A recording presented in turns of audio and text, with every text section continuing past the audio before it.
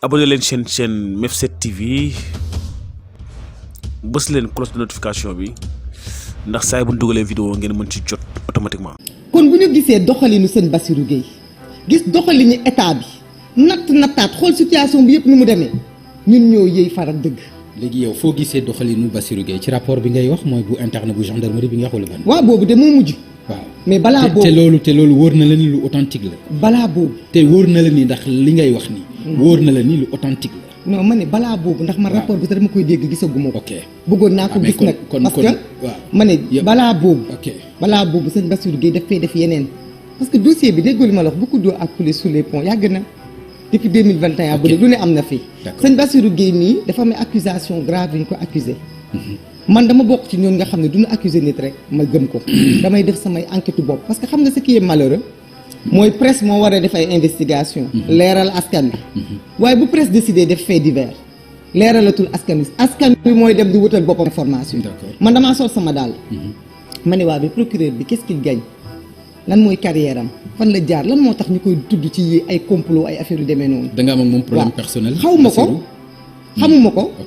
xamuma ko yàlla amu ci dara lu personnel xawma ko amul dara lu personnel dama ko enquête rek topp ko. laalewul sa coow kër gi ñu doon wax yàlla tere xawma ko coow boobu kër googu. non du sax moom c'est le problème. non dama ne laalewu ci moo tax ma wax la. non laalewu ci parce que xamuma ko. ok bu ci laale woon ma ne la laale li tax mu intéressé la. li tax mu intéressé ma mooy dafa yoroon yeneen dossier Khalifa Sall dossier yi fi jaar yëpp dafa jaar ci loxoom. te à chaque fois dañ koy def loo liggéey boo xamante ne rafetul. à chaque fois dañ koy décrier à chaque fois dañ koy joxoñ ñun itam ci dëkk bi leen dëkk nga nekk ci tribunaux yi di dégg ay magistrat ma enquête waaw waaye xam nga li ma njëkk a trouvé lu tax ma ne kii li ñu koy jiiñ war naa mën a doon dëgg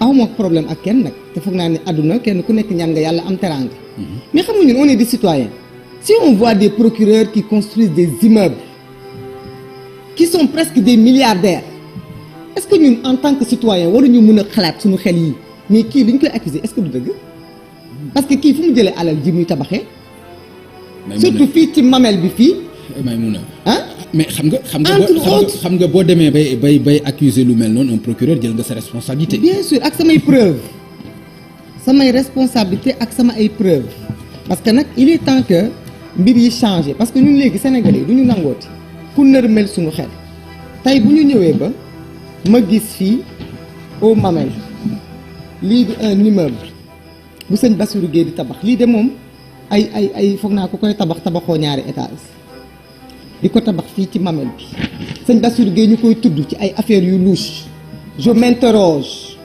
sur l'homme est-ce que il est clean est-ce que loxoom set na lan fan la jaar ba am lii du woon yoon man may def liggéey bi Sénégal yi dañu war a xam ñi leen gouverner ñan la ñi ñu dénk seen justice ñan la ñi ñu dénk seen alal ñan la parce que loolu dafa nekk yoon su ma toogee gis tey beaucoup de Sénégalais gëmatuñu ay journalistes mais yow Pape Ngagne yow amoo immeuble bi amuloo ko pourtant da ngay liggéey jàmbaar nga yaa ngi bay sa waar mais immeuble bii fii ci xolu Mamel bii sa confrère Madiambal Diagne moo ko moom fu mu ko jëlee presse moo ko jox dafa may activités yu ñu yëgul ça doit être transparent les Sénégalais ont le droit de savoir bu ñu xamul nag ñu jël ay nit ñoo xam ni dañ leen cibler accuser leen ne nit ñi kat dañoo vendager seen dañoo jaay seen ngor wala dañoo trafiquer la vérité pour des intérêts financiers ñun am nañu sañ-sañu ñun ba ñu wóolu dossier boobu loolu lii yàgg na enquête yi defuma ko tey peut-être que après barki démb dong la fi Ousmane Sonko wax waxi plainte waxi rapport bi waxi Pape Alé mais ñun lii depuis 2021 la ñu commencé di enquête kii sëñ Bassirou Gueye mooy kan dégg nañu nag ay confrères am lu ko waxal lu baax mais gis nañu tamit ñoo xamante ne waxal nañ ko loo xam ni dalul suñu xel kon loolu yëpp suñ ko gisee ñun ñu am sañ-sañ lu toll ni ñun bañ a gëm kii dossier boo xam da koo diligenté. d'accord alors comme jël nga sa responsabilité ba joxe say preuves loolu jarul ñu ciy wax parce que lii lu ne fàng la. yow yaa ko wax mais ci li may dellu si waat. bu dul ñoom rek nañ ma accuser ni du ñoom. parce que aussi ñun dootuñu nangooti nag quand même. ay nit gouverner ñu.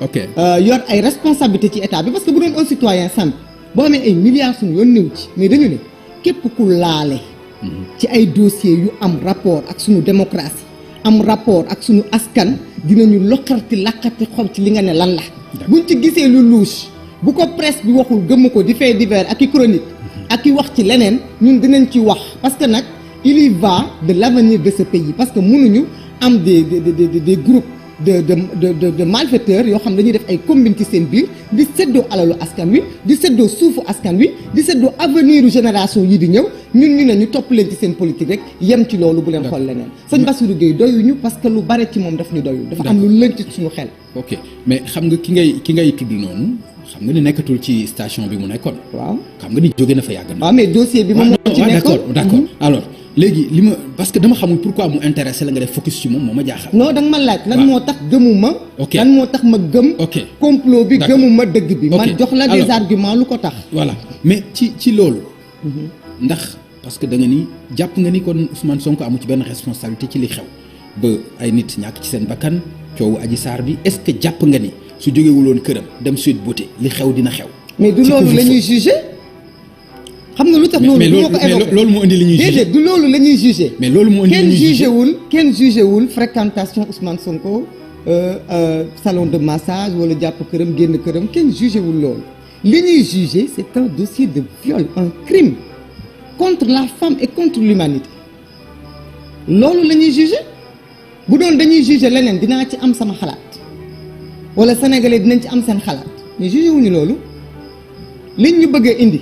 teg ko ci table bi loolu la ñuy ñun loolu la ñu nekk loolu la ñuy làqati xool wóolu nañ ko wóoluwuñ ko dëgg la am du dëgg am ci ay éléments docteur def ci rapport am gendarmerie jox capitaine Touré wax ci waxam ñeneen ak leneen xew fi loolu la ñuy jugé ñun. d'accord waaw ñun crime boobu moom la ñu ànd moom la ñu d'accord mais pour ay fréquentation loolu bu ñu ko jugé woon sur la place publique wala mu nekk un jugement moral wala ñu def un candidat est-ce que góor war na dem jigéen di commencer ak yooyu. su boobaa yow ak man ak keneen danañ ci am xalaat. mais du loolu la ñuy personnellement amoo ci benn jugement. loolu boo ci non dama ni. xam nga da nga ni léegi lu indi. deewu 14 personnes. 14 personnes li indi seen dee. mooy dañu ne dañoo sàkku nit. waaw yaa ngi dégg ci kaw sàkku nit boobu ñu ne dañ ciy wañ loxo nit. waaw ci ay éléments yoo xamante ne. séance nanguwu ko. ok parce que viol nag certificat médical moo koy prouver. d'accord mais loolu dégg nga li ci avocat yi wax ci certificat médical. am na avocat yu jàpp ne certificat médical n'a rien à voir ak viol loolu moom peut-être loolu su fekkente ni dégguloo ko am na bëri na ay avocat yoo xam ni am na lu ñu wax ci certificat médical par rapport ak viol. xam nga nag déggoo li ma la wax nee naa la ay wax. bu doon ay wax kese la. ok kon kenn xam nga loo gis rek crime boo gis dafa am lu koy prouver. boo reyee nit di defa di nga rey nit sax mais bu ñu gisul cadavre bi kenn du mën a prouver ni ki yow yaa rey nit ki. ba léegi am na ay enquêtes yoo xam ni c'est-à-dire may mun a xam am na enquêtes yoo xam ni ñu leen di enquête ci àdduna bi ay crime la yoo xam ne kenn mënu leen élucider parce que gisuñu arme du crime gisuñu nit ki nga xam moom lañu rey crime boo gis rek dafa am lu koy firnde. ni ngay fare graaw na de ni ngay fare ak nit dafa graaw ça da ngay far ba da ngay fàtte sa bopp non dëgg la ni ngay fare dafa graaw par exemple yow soo demee ba ni nga mën noonu par exemple le fait que Ousmane Sonko génn këram période couvre-feu dem yoonam dem régler loolu nga ne ma loolu bokk ci affaire accusé wuñ ko loolu. non waxuma accusé nañ ko. buñ ko bu doon loolu lañ ko toppee ma wax ci loolu. accusé wuñ ko loolu mais bu defuloon loolu.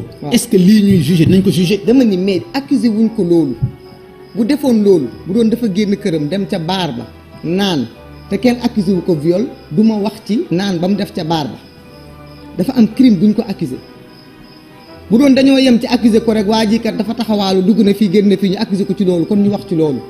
te kon su boobaa Pape Ngagne du yow yaa koy jugé wala man sénégalais yi mu bëgg a jiite ñoo koy jugé te sénégalais yooyu wax nañ seen xalaat parce que dañu ne nit kii kat dafa setul sénégalais yi jël ko def ko maire nekkul woon maire man dëkkuma Ziguinchor Ziguinchor ñoo ko fal ñu def ko suñu tête de liste sénégalais mënoon nañu duñ ànd ak yéen duñ leen soutenir duñ voter pour Yewwi parce que ngeen jiital doyuñu sénégalais yi ñëw ne doy na leen lan la ñu bëgg ñu def ban façon jugement maintenant toog nañ ci place publique bi indi fi ay débats yoo xam c'est même des débats pornographiques laa mën a wax ay débats pornographiques la parce que foog naa ni lu ne dégg nañ ko fi. abonné leen chaîne MEF7 TV bës leen cloche de notification bi ndax saa yi bu ñu dugalee vidéo ngeen mën ci jot automatiquement.